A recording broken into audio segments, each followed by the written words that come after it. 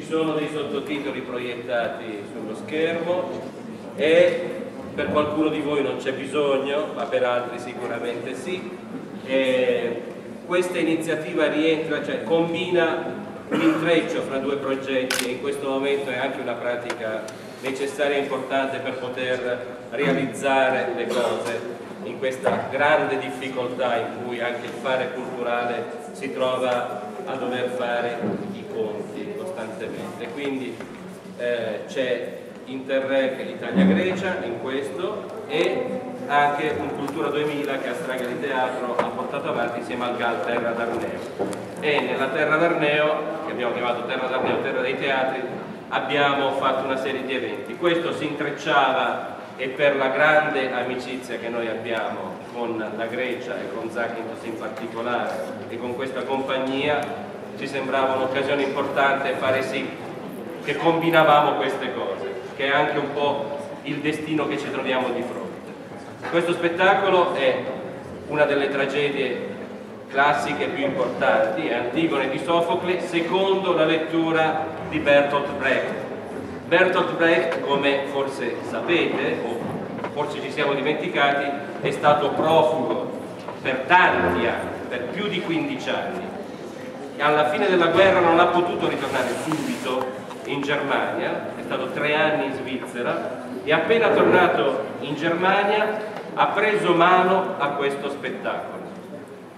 Per le persone che si interessano un pochino di più di queste vicende, ha fatto una cosa molto azzardata, perché ha preso la traduzione di Hölderlin, che era considerato un mito dalla Germania, dalla purezza germanica, ha preso la traduzione di Hölderlin e ha fatto questa grandiosa operazione, che è un'operazione sulla ragione del bene e la ragione del male, sulla ragione politica e come resistere ancora una volta al male. Oggi alcuni di questi temi, fatti da una compagnia greca, forse ci possono ulteriormente fare pensare e fare prendere parte, perché il teatro è il luogo dove la civiltà democratica trova parola e anche per questo molto spesso i teatri nei periodi di crisi vengono fatti oggetto di selvagge persecuzioni. Quindi alla compagnia Zakynthos un augurio, non dico come si dice in teatro per non... però lo sappiamo molti, e quindi buon lavoro e buon ascolto e pazienza un pochino per la visione di uno...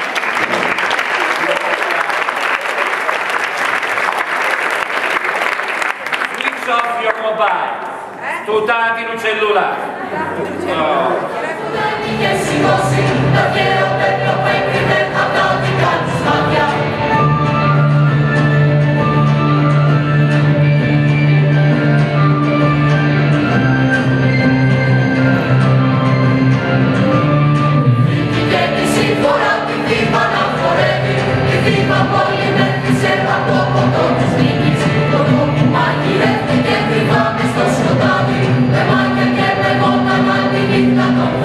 Thank you.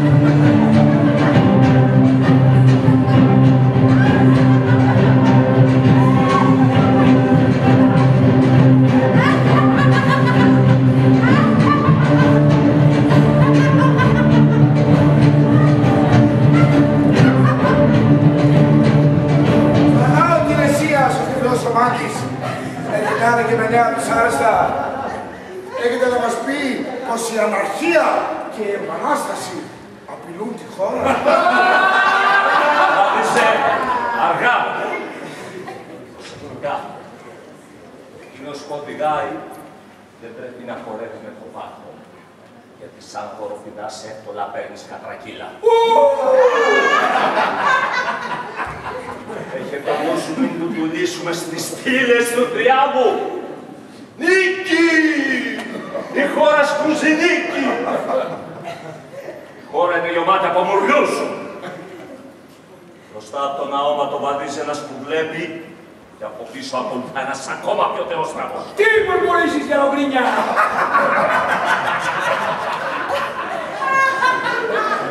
Κάτι για πόλεμο και νίκη! Πού έχει σίγουρη την νίκη αίσθηση στον χώρο. Πάει να πει ότι σου στρίψε. Ξεκουτιασμένε! Βλέπεις μονάχα τα σκοτάδια. Δεν έχεις μάτια για την πόλη που γιορτάζει. Κι ούτε σ' αρέσουν οι γιορτές. Πάντα θα μου έρθεις έρωτας κάποιο βραγνά. Γιατί η ζωή είναι ολοβραγνάδες. Άκου ωστόσο τι μέλετε στη Θήβα, που τόσο πρόωρα χαίρεται και που με τόσο σαματά τιμάει το πάκο. Είχα καθίσει εκεί που τα πουλιά συνάζονται και άκουσα πάνω και ψηλά που είχε φτερόκοπη. Τα όρνια ανάμεσα τους ξεσκιζόντανε με ράμφη και με νύχια. Τρομαγμένος είχαν να ανάψουν τους βωμούς. Μα ούτε ένας φλόγα δεν πέταξε λαμπρή. Καπνός μονάχα και κνίσα που δρομούσε. Το λίπος έλειωνε απογυμνώνοντας τα κόκαλα. Απέσιο μήνυμα σήμερα γιορτεύει. Αυτά τα λόγωτα σημάδια έχουν κάποιο νόημα. Η χώρα είναι άρρωστη. Και η αιτία της αρρώστιας είσαι κρέοντα εσύ. Ομοί μαγαριστήκαν από τα πουλιά, τα αρπακτικά και τα σκυλιά του ειδίποδα το γιο τον άφαυτο. Σπαράξατε. Φορτάσαν όλα τους με ανθρώπους σάρκα. Τέτοια θυσία δεν δέχονται οι Δοί. Πεθαμένου ζήτα τη συγχώρεση. Μην πολέμας αυτό που δεν υπάρχει. Τα πουλιά σου, γέροντα, πετάνε καθώς εσένα σε συμφέρει. Έχουν πετάξει άλλες φορές πολλές για το δικό μου το συμφέρον. Δεν γεννήθηκα χτες και ξέρω πόσο το χρήμα εμπνέει τους ιερογύρικες. Άντε λοιπόν, γέμιζε τα σεντούκια σου μασίνια από τις άρτης και μάλαμα ειδικό. Μα ξέρετε το, τον άναδρον αυτόν δεν θα τον θάψω και δεν φοβούμαι τους λαούς.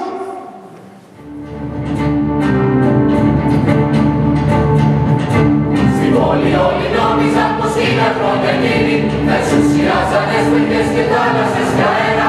Τώρα δεν έχουνε παρά ένα σερό λιθάρι, να κουμπίσουν απαλά αμάνω το κεφάλι.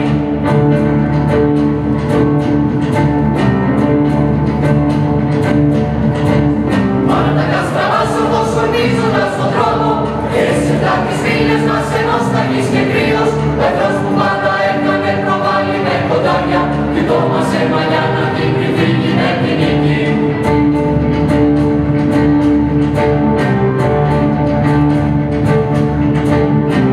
Μανά!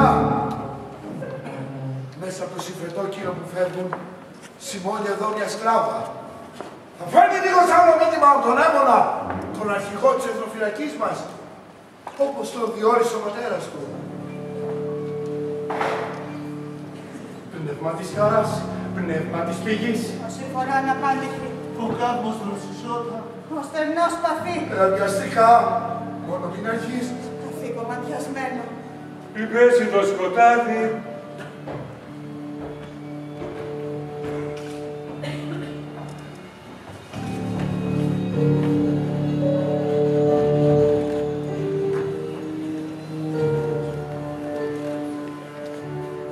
Πάει ο αίμονας.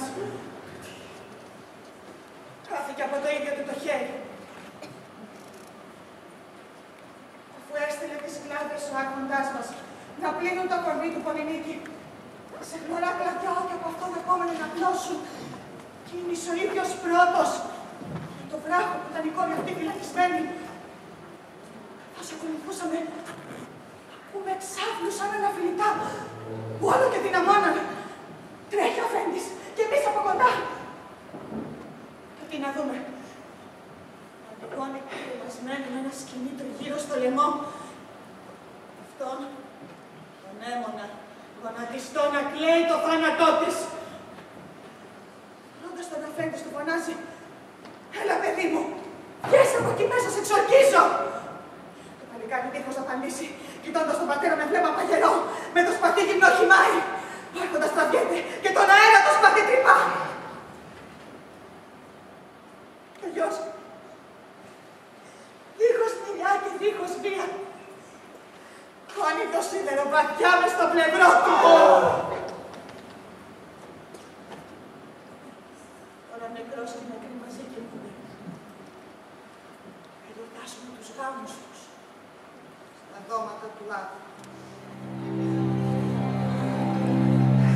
Η χώρα μας, που τόσα χρόνια την εσούρνανε, δεν έχει πια αγωγιάτη.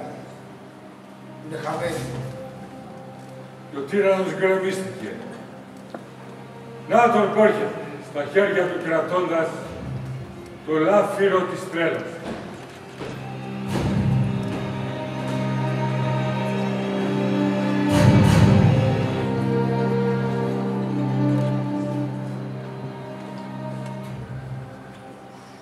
Κοιτάξτε τι κρατάω. Ένα ρούχο. Αντίκαθος τα τέριαζε. Ένα σπαθί. Ποιος με πέθανε. Βιάστηκε πολύ. Μια μάχη ακόμα και το Άργος θα χανόταν. Μα το θάρρος και το πείσμα του αγώνα ως την ύστερη στιγμή, αντί να μου στεριώσουνε την νίκη, πήγαν ενάντια μου.